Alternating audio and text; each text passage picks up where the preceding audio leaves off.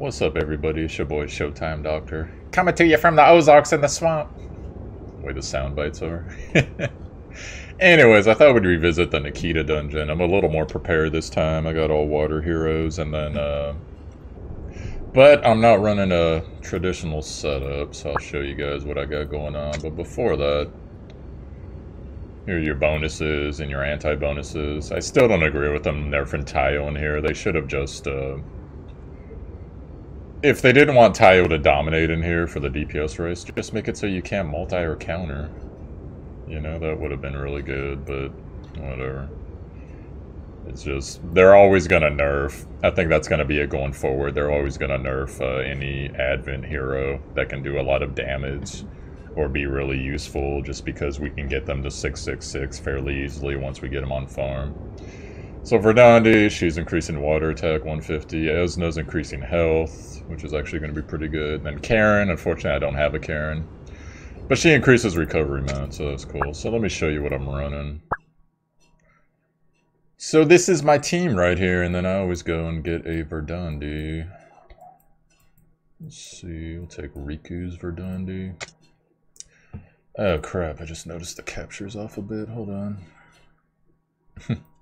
I did some clever editing for another video, but unfortunately, it appears I will not be able to make that video because the song I wanted to use is copyright claimed.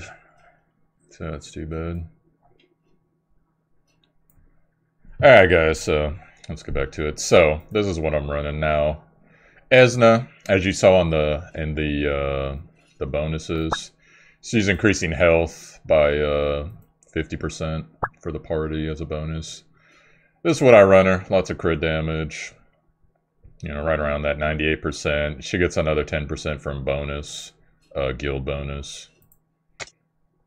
And then her runes, it's HP and crit. The reason I did HP is for her regen passive, which a lot of people forget about.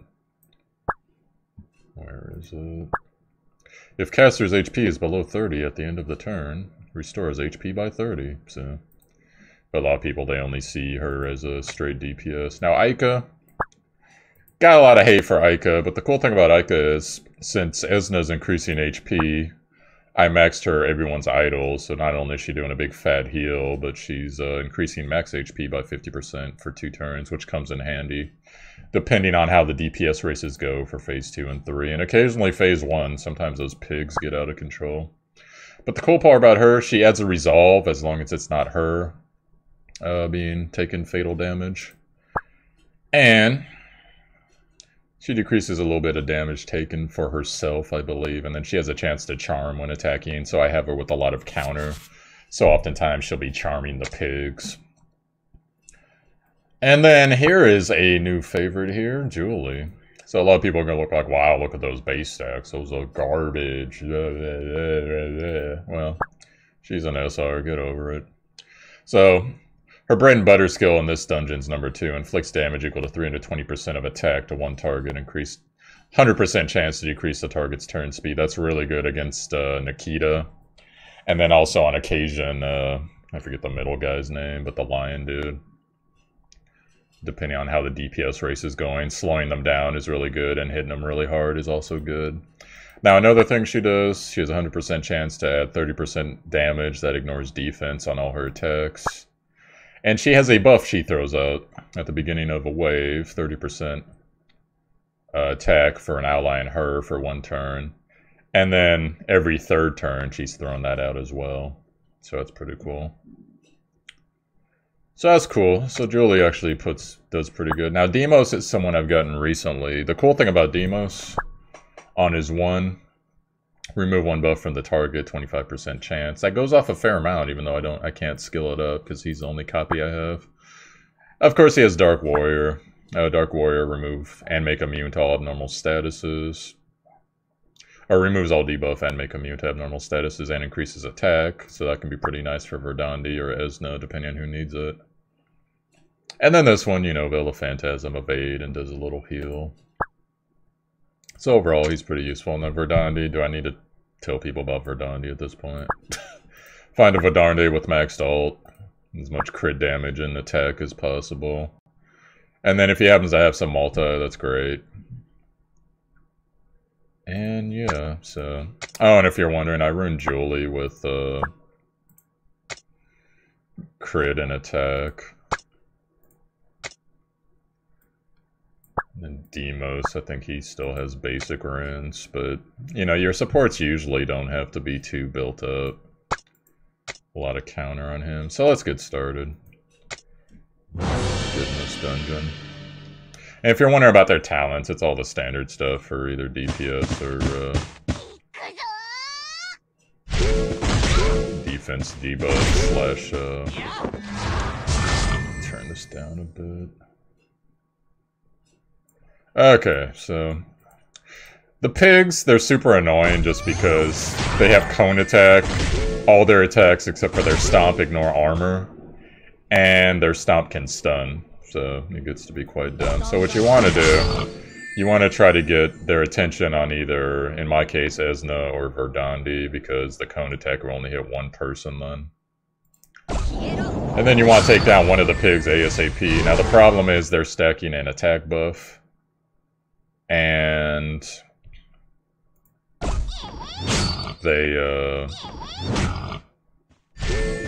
they come back, and if for some reason a res effect goes off, they berserk and they're hitting even harder, and it seems like their counter effects along with their like multi and all that seem to go off a lot more as well. So this is cool. This is one of the bits of fun I've had with this game, is building offbeat characters, because, you know, by now everyone's used to having the meta heroes, and it's, quite frankly, guys, it's boring, so I like to explore what other characters can do. And that's been my little joy that I've managed to pull out of this game ever since all the issues. So there you go, he just took off the attack buff on both of them, so Demos is pretty hot in here.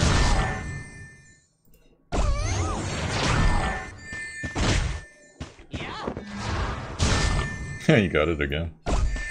Seems to proc a lot for 25%, huh? So what I like to do, even though it looks like we might not be able to, is go into the next phase with Esna, with Esna's Revenge already up. But in this case, looks like we're not going to get to do it. So that's the way it is. I like to keep going forward. I know a lot of people, they like to get all their cooldowns back, but, you know, it's whatever. So in this phase, it's a DPS race again. If you res during this phase, this guy gets a big fat heal off on himself unless he has an anti-healing buff up. So just go ahead and burn this, even though it's not going to crit. So as you can see, this team's actually doing so well that I really don't need to burn too many additional things.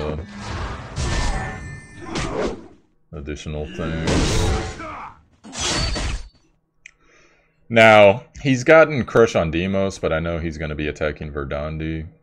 Probably. But in the interest of people are low, I'm just going to go ahead and ult anyways. So that's giving us 50% additional health along with the big fat heal. And then we just DPS as usual. Now, unfortunately, Demos' turn is a little bit taking a while, so if I wanted to, I could have burnt the slow here. But luckily he didn't do his triple yet, so we can just defend there. See who defensive crush gets on this time. Nobody, excellent. Alright, so now we're straight. We can just wreck them and finish them.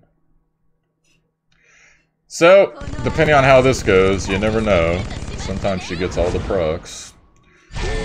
She can still beat you. That's the thing I don't like about this dungeon, is it's way too much RNG. And part of it is the DPSs that are recommended here. Like Esna and Verdandi both need, except for Verdandi's first turn in a wave, both need to be hit and have their proc go off, which is about a 50% chance to do their top damage. May, if you bring May in here like I was, I've replaced her with Julie, because she just, sometimes she'll do really good, sometimes she'll do crappy. She gets her 4-pound carrot or 4-ton carrot, whatever the hell it's called, 4-leaf clover.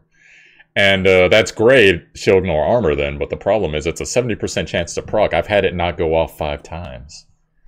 And so that's not good. I can't deal with that. And then you can't bring Taio in here because he's nerfed. So you're supposed to bring double Verdandi, and then I've brought Julie in here literally. I mean, she helps, she buffs, she debuffs and stuff, but I brought her in here just because she's stable DPS. I don't have to rely on a buff. You know, she's always ignoring 30%. Excuse me, 30% of her attack is always ignoring armor. So that's really nice, but I mean, and the other things that can go wrong besides that are she could get defense crush on everybody. Defense crush, if you don't know, you're basically going to get one shot most of the time if you have it on you, unless you have a lot of health. And then the pig can get lots of taunts and stuns. And then Nikita herself, when she multis, she does a buttload more damage. So if she multis the same person, which seems to happen a lot, that she's attacking and she happens to have already put defensive crush on them, and she has her haste buff up, there's really not much you can do about it. So that's just the way it goes sometimes. Now, what I'm trying to do here, she has an attack buff and she has her haste buff, so I want Demos to cleanse it. Or dispel it, rather. It didn't work. So, we're gonna go ahead. Get some healing up.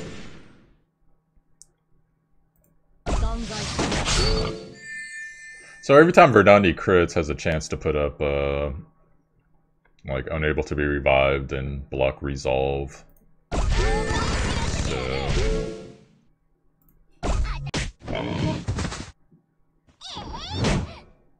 yeah, so far, this is not going ideal, actually.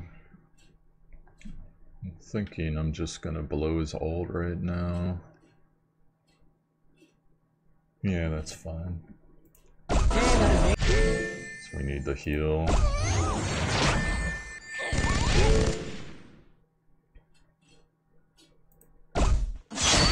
Now, oh, lucky, we got lucky with the multi there. I was about to say, we're probably gonna have 2 pigs. Once she gets to about half-life, she has 2 pigs that come out. Or another pig that would come out.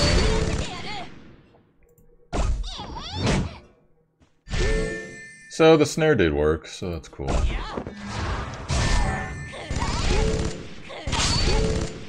But she's getting closer to her super move. And that is not good. There's the pig.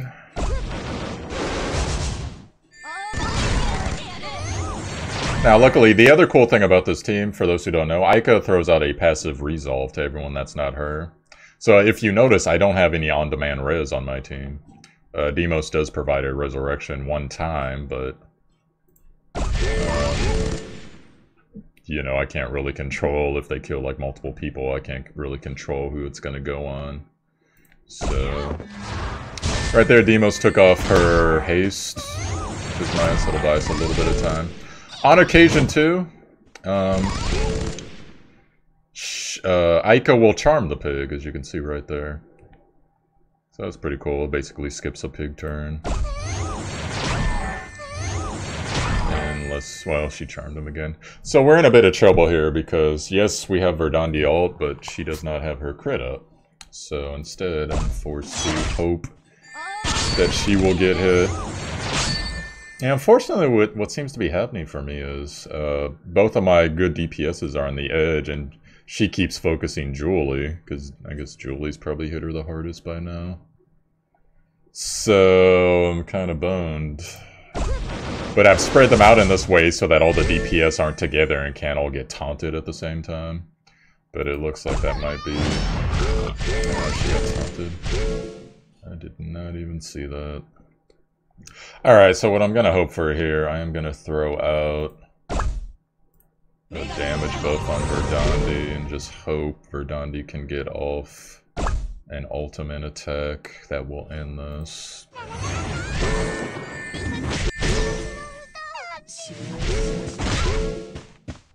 Alright, so looks like we're in the clear. So the problem we can have too, Nikita might dodge, and this is going to be close. It might not necessarily kill her. But she has dodged ults, which basically screws you. So you do have to bring like a certain amount of accuracy in here, at least 15%. Oh, we got lucky. Okay. So that's how I'm running the dungeon right now. You can see, it was kind of close there, but didn't manage to get a copy of her, unfortunately. But that's how I'm running it right now. Now, you see the damage. Esna usually actually puts out a lot more damage. Sometimes Esna will out-damage everybody, but she just wasn't getting hit that much today. And, you know, Julie did some stable support. The main reason, like I said, Julie's there. She's throwing out those attack buffs, and she's hitting her 2 to snare people. That's why I leveled up her 2, because that's the skill I'm going to use the most. So, all in all, not a bad run. You know. Everybody took a fair amount of damage. Damage gets pretty spread out in this dungeon, which is pretty crazy. There's your heal meter. But, you know, guys, like, I know the game's kind of in dire straits right now, and a lot of people before that, they were like, you didn't build the meta heroes, you're bad. It's just like, guys, let's just have some fun. It's a game. Why do I have to look at the same heroes every time? Why can't you guys mix it up and take a chance? Ooh, take a chance. Prove that you can do something that's not 1000% optimal, you know? But anyways, so that's how I'm running this now. So I will be updating the guide. Kind of.